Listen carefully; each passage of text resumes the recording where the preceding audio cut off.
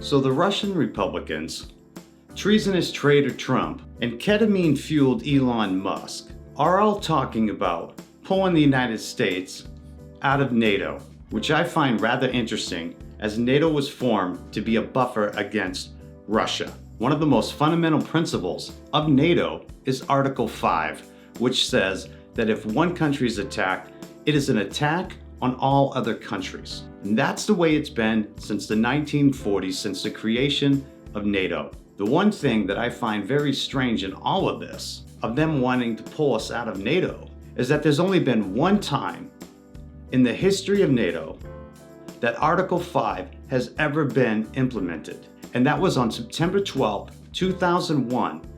And it was implemented in favor of the United States of America after the September 11th attacks. So the Article 5 has only been invoked once in its entire history, and it was to defend the United States of America.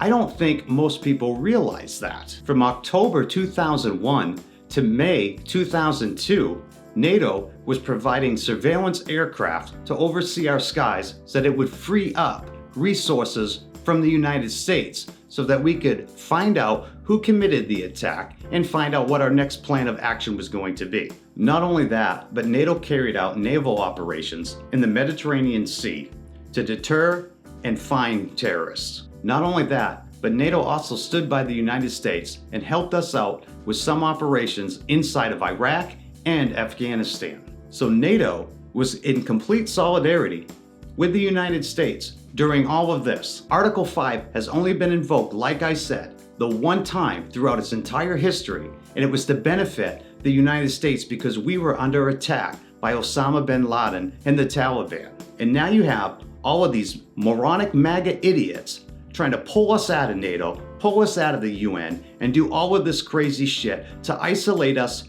from the rest of the world even more. Now you have to remember, NATO was formed, right, to be a buffer against Russia.